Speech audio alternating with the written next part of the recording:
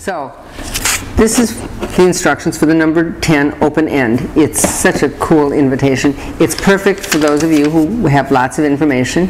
It also doesn't use the Xyron machine, so maybe that's a little easier too. So here's my box. I've gotten it in the mail. Magnificent.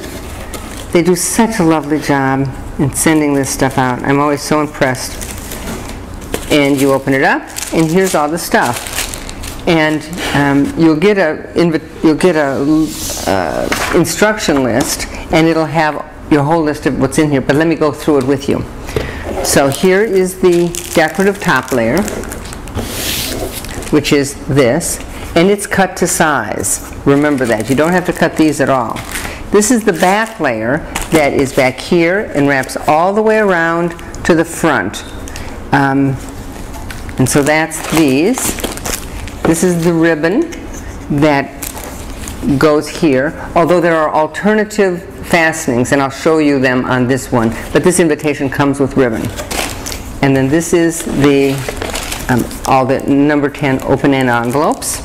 I could count them to make sure. 50, 50, excellent.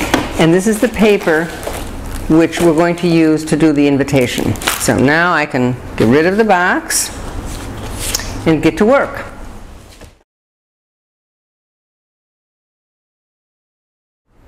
So now we're going to talk about the hard part, which is the computer part.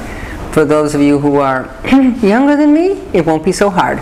But for me, it's really hard, and I always have to rope in a friend to help me. But these invitations, we've already formatted. For God's sakes, use scrap paper, do all sorts of trials. I want you to be particularly aware of how the proportions are kind of strange. The top is very large, and that's because it fits underneath here. So you always have to think in terms of the body of the invitation is down here, rather than on a normal invitation where you can see the whole thing. So leave a great deal of space up in the top. After you format one, just put it in place, and you can check to see whether or not it's a good one. So here they are, and now we're going to do some cutting, because you never can get away from the cutting part when you're doing your own digital invitations. So here is the invitation. Again, you always want to get rid of the black line, and if it's been printed square, you can just shove it up here, and that helps. But some printers aren't perfectly square, so it's always wise just to look and make sure that that black line shows. And there you are. And as you see, this part is tedious, but not hard. Don't drink and cut. My famous words of advice. You want to keep all 10 of your fingers. Notice I'm putting my fingers on this to stabilize the invitation. You don't want it to slip while you're cutting. And now I've made the last cut, and we're ready to go.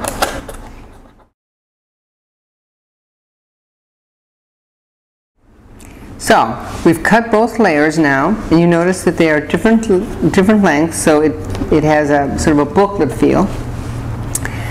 The most important thing now is to jog them together so that they all come down to the very end.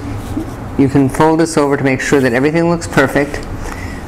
And then you take a pen and just put a little dot where the hole punch should go. Then you can get rid of your backing for a moment and take out your hole punch. And now we're going to punch those little suckers.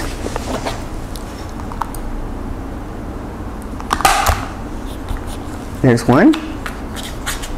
There's one. Oh, don't you love it? And then here's the other one.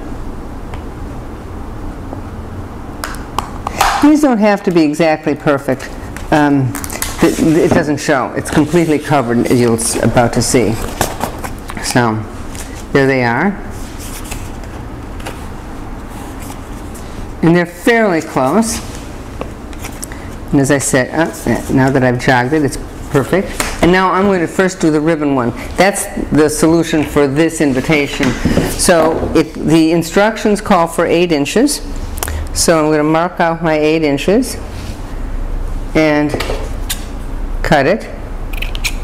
I like a little tapered end, but I'm going to not taper the other end just because by the time I've got the whole thing finished, I'm going to probably have to recut both ends.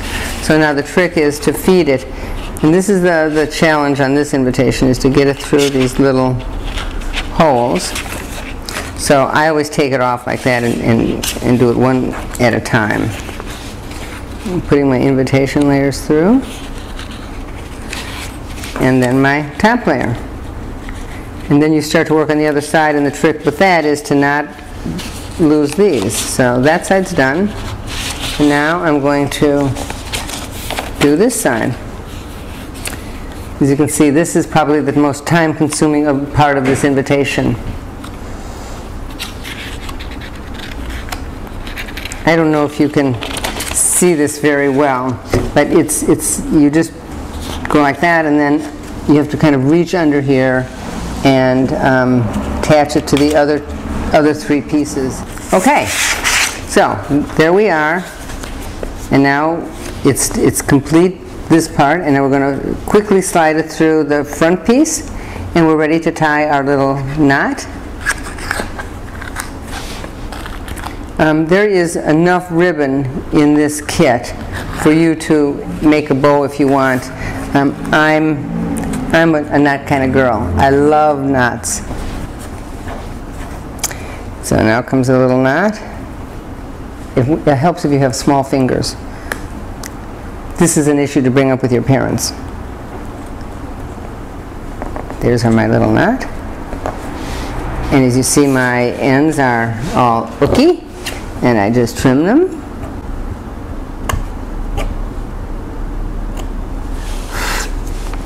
And trim the other one. And it's all done. Isn't that the cutest thing? And you see, and the front one is who's marrying who, and the back is where, and the back is where they're going to be married. And it's a great invitation. I think that was a dog barking. It's a great invitation. Perfect timing.